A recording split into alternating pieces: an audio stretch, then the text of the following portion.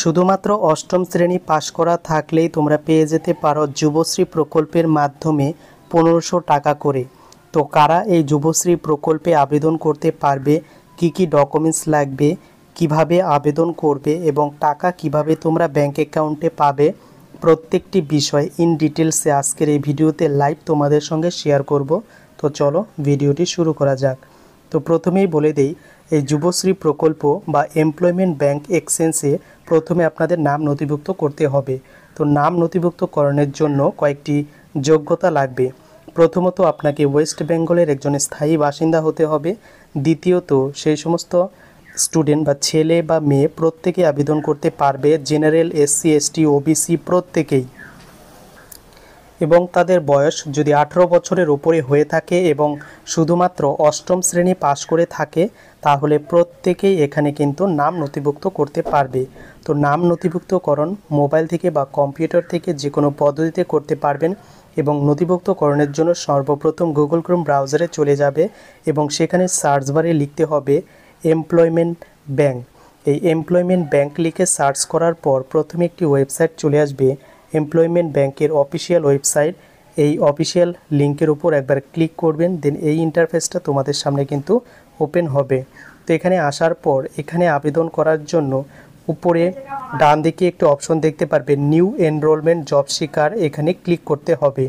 এরপর নতুন আরেকটি ইন্টারফেস ওপেন হবে এবং এখানে টার্মস অ্যান্ড কন্ডিশনগুলি বলা রয়েছে এবং নিচের দিকে এখানে ডিক্লারেশন বাটনটি ক্লিক করে I accept and continue button রয়েছে, এখানে কিন্তু প্রেস করতে হবে। তো আমি লাইভ শেয়ার করছি। তো এরপর এই ইন্টারফেসটা তোমাদের সামনে ওপেন হবে। এখানে কি কি ডকুমেন্টস পরবর্তীকালে লাগবে সেটা কিন্তু বলে দেওয়া রয়েছে।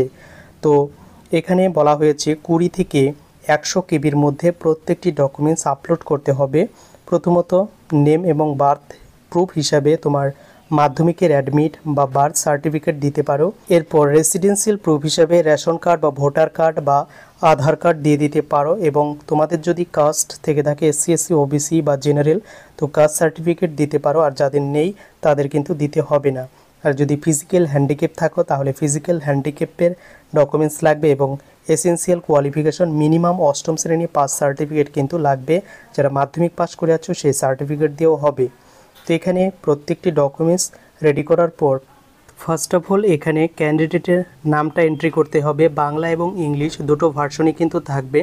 এরপরে তার ফাদার্স নেম এখানে এন্ট্রি করতে হবে এবং স্পাউস বা স্ত্রীর নাম যদি হয় বা স্বামীর নাম হলে এখানে দিয়ে দেবে এবং সেক্সটা চুজ করবে মেল অর ফিমেল। এরপর কাস্টটা চুজ করবে এসসি, এসসি, ওবিসি, জেনারেল, প্রত্যেকে এলিজিবল এবং ধর্ম চুজ করবে এবং এখানে ম্যারিটোরিয়াল স্ট্যাটাস আনম্যারিড হলে আনম্যারিড এবং এখানে ডেট অফ বার্থটা এন্ট্রি করতে হবে, ডে, মান্থ এবং ইয়ার ফরম্যাটে, ফিজিক্যাল চ্যালেঞ্জ কিনা এবং এক্স বা প্রাক্তন সৈনিক কিনা। তো এখানে নো করলে অবশ্যই নো দিয়ে দেবেন এবং বাঁদিকে কমপ্লিট করার পর এবার ডান দিকে চলে যাবে এবং ডান দিকে পোস্টাল অ্যাড্রেস, তো এখানে আপনার ফুল ঠিকানাটা এন্ট্রি করে দেবেন এবং এখানে ডিস্ট্রিক্ট চুজ করতে হবে কোন ডিস্ট্রিক্ট থেকে আপনি আবেদন করবেন এবং নিচে অপশন পাবেন পিনকোড, এই পিনকোডটা দিয়ে দেবেন এবং কোন এক্সচেঞ্জ অফিসের আন্ডারে আপনি আবেদন করবেন সেটা কিন্তু এখানে দিয়ে দেবেন। এরপর নিচের দিকে আপনার একটি 10 ডিজিট ভ্যালিড মোবাইল নম্বর দিয়ে দেবেন। পরবর্তীকালে সেই মোবাইলে কিন্তু আপনার পাসওয়ার্ডটি পেয়ে যাবেন এবং ইমেল আইডি এবং আধার নম্বর কিন্তু অপশনাল রয়েছে, ফিল করলেও চলবে, না করলেও কিন্তু হবে।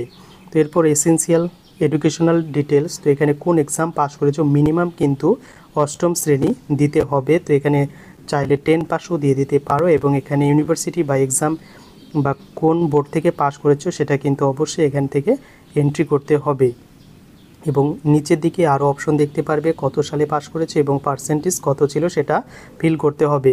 তো এইভাবে আপনি যদি উচ্চ মাধ্যমিক বা গ্র্যাজুয়েশন সিলেক্ট করতে চান তখন নিউ অপশনে ক্লিক করে আপনি কিন্তু আবার ডিটেলস ফিল করতে পারেন।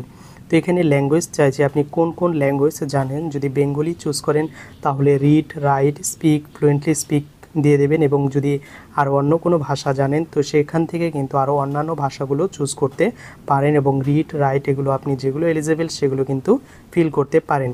তো এখানে চাইছে আপনার হাইট, ওয়েট, চেস্ট এগুলো ফিল না করলেও চলবে এবং এখানে সিভি এবং ফটো আপলোড করতে বলছে। তো আপনি আপলোড চাইলে করতেও পারেন, নাও করতে পারেন, যেহেতু এগুলো ম্যান্ডেটরি নয়। এরপর আপনার যদি পূর্বের কোনো অভিজ্ঞতা থেকে থাকে কাজ করার তো এখানে কিন্তু ফিল করবেন, না থাকলেও কিন্তু চলবে।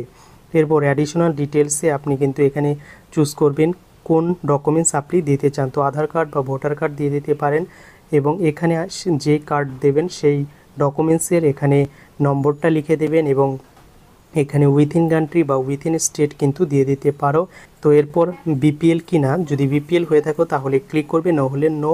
এরপরে অ্যাডিশনাল ডিটেলসে ফিল করতে হবে না এবং উপরে যে সংখ্যাগুলো দেখতে পারবে সিকিউরিটি কোডগুলো এখানে হুবহু ফিল করে নিচে ডিক্লারেশন বাটনটিতে দুটোতে কিন্তু টিক চিহ্ন দিয়ে দেবে এবং নিচে অপশন দেখতে পারবে সাবমিট বাটন।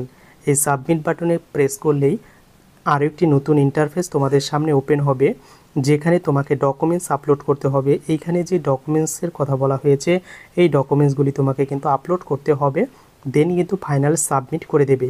তো ফাইনাল সাবমিট করে দেওয়ার পর একটি কিন্তু তোমার ফর্ম ডাউনলোড হবে। সেই ফর্মটা ডাউনলোড করার পর তোমাদের কিন্তু অ্যাপ্লিকেশন স্ট্যাটাস চেক করতে হবে।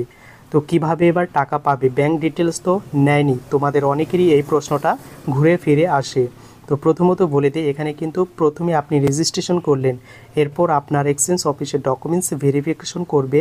সেখানে কিন্তু আপনার যে যাবতীয় ব্যাঙ্ক ডিটেলস বা বিভিন্ন ডকুমেন্টস সেখানে ভেরিফিকেশন করার পর আপনি আইডি এবং পাসওয়ার্ড পেয়ে যাবেন, তার দ্বারা আপনি লগ ইন করতে পারবেন এবং এরপর যুবশ্রী প্রকল্পে আপনার যদি নাম উঠে যায় সেক্ষেত্রে কিন্তু টাকা পাবেন। এটাই হচ্ছে কমপ্লিট প্রসিডিওর।